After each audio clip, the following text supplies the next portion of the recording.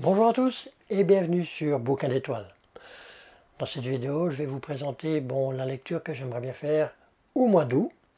Et donc, sans plus attendre, c'est parti, générique. Donc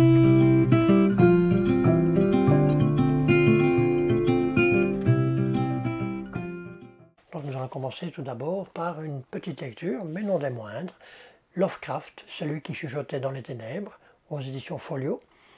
C'est une nouvelle qui fait partie d'un recueil, La couleur tombée du ciel. C'est un roman en science-fiction.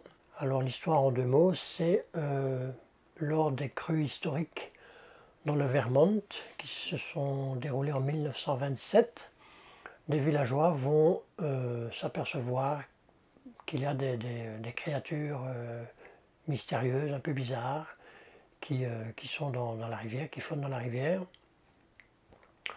Et donc tout ça va tomber aux oreilles d'un professeur d'université, l'université de Miskatonic, qui va se pencher sur l'affaire, mais lui, il a déjà comment je dis, ce professeur pense que ce sont en fait des superstitions locales qui ressurgissent. Mais quelques semaines après, il y a une personne qui va lui écrire en disant qu'il a vu des monstres, carrément des monstres à ce moment-là, dans les collines du Vermont. Ce villageois, comme il est sain de corps et d'esprit, va titiller la curiosité de ce professeur. Il va s'en suivre entre un échange épistolaire et puis on verra la suite. Je vais vous dire aussi concernant la traduction.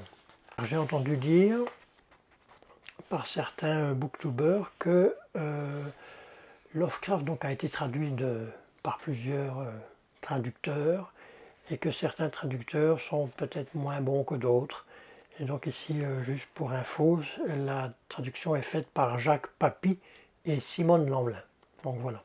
Donc le livre suivant, c'est un roman historique en fait, ou sur fond historique, d'Antoine B. Daniel, de son vrai nom Jean-Daniel Baltassa.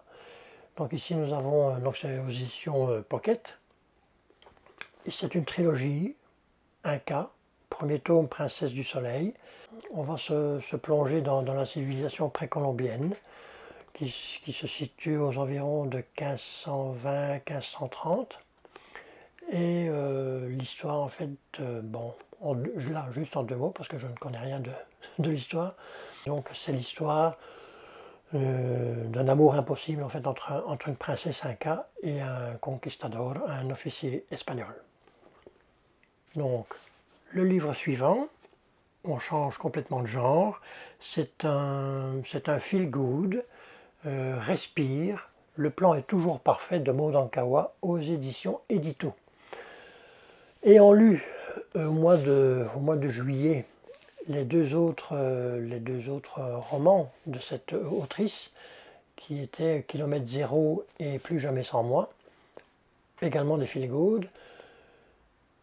Kilomètre Zéro a été vraiment un coup de cœur, et puis Plus jamais sans moi était pas loin, donc j'ai bon espoir en fait de lire Respire. Je vais vous lire juste le quatrième de couverture. Et s'il existait un plan, si tout ce que nous vivions avait été placé sur notre chemin pour nous permettre de nous accomplir. Malo, 30 ans, virtuose de la stratégie, est appelé à Bangkok pour redresser une entreprise en difficulté. Quelques semaines après son arrivée, il surprend une conversation médicale qui l'anéantit. Il ne lui resterait que peu de temps à vivre. Au moment où il perd tout espoir, une vieille dame lui propose un pacte étrange. En échange de 30 jours de la vie du jeune homme, elle le met au défi. Sera-t-il prêt à tenter une série d'expériences susceptibles de modifier le cours de son destin? Malo accepte et le voilà embarqué dans un incroyable périple aux saveurs et aux parfums de la Thaïlande, au terme duquel il pourrait découvrir l'ultime vérité. Donc voilà, un bon feel-good, je crois. Donc ensuite, on change encore de genre, deux romans fantasy, deux grandes sagas, une saga que je n'ai pas encore commencée et l'autre, forcément que j'ai commencé, c'est celle de Brandon Sanderson, Le Puits d'Ascension, c'est le deuxième tome des Fils des Brumes. Donc ici nous allons de nouveau suivre les péripéties, les aventures de Vin, la Lomancienne, la fille des brumes, de Hélène et puis de tous ces personnages qui font suite. Donc c'est un fantasy avec un world building,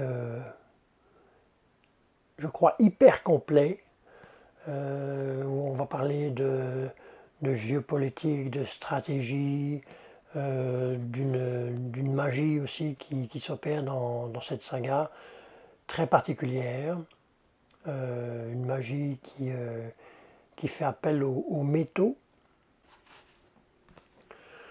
Je vous dirais aussi que par rapport à ce deuxième tome, Le Puits de l'Ascension, et peut-être pour le troisième, voire les suivants de la saga Fils des Brumes, je vous ferai des vlogs spéciaux sur chaque volume que j'ai lu. Des vlogs qui seront à chaud concernant mes ressentis sur cette lecture. Voilà. Donc le suivant, et non des moindres non plus, car c'est une belle brique de, nous regardons très vite, 1100 pages. Robin Hobb, l'intégrale 1 de Assassin Royal, aux éditions Pygmalion. Donc cette intégrale reprend en fait les trois premiers volumes simples, l'apprenti assassin, l'assassin du roi et la nef du crépuscule. Donc ici on va suivre les aventures, les péripéties de Fitz, qui est en fait un enfant illégitime, qui est l'enfant illégitime d'un des fils du roi, chevalerie.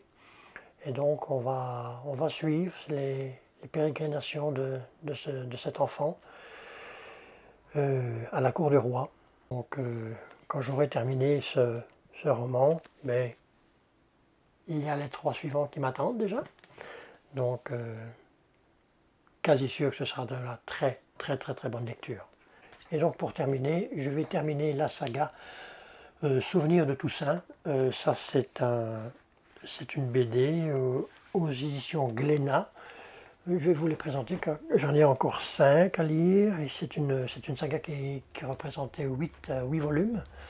Donc nous avons ici le quatrième, La Croix des Vaches. Donc en fait c'est une BD franco-belge de Didier Contevar et Joël, avec deux L, Joël Savet. Donc ici nous avons le quatrième tome, La Croix des Vaches. Le cinquième, Sang de porc ou La Fée verte. Le sixième, L'Oiseau bleu. Le septième, La Toile écarlate. Et le huitième et dernier, Bleu au revoir. Donc comme je disais, c'est une BD franco-belge.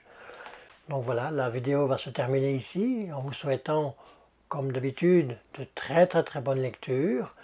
Portez-vous bien. Si vous avez aimé la vidéo, n'oubliez pas le petit pouce jaune, ça fait toujours plaisir. Abonnez-vous et à bientôt.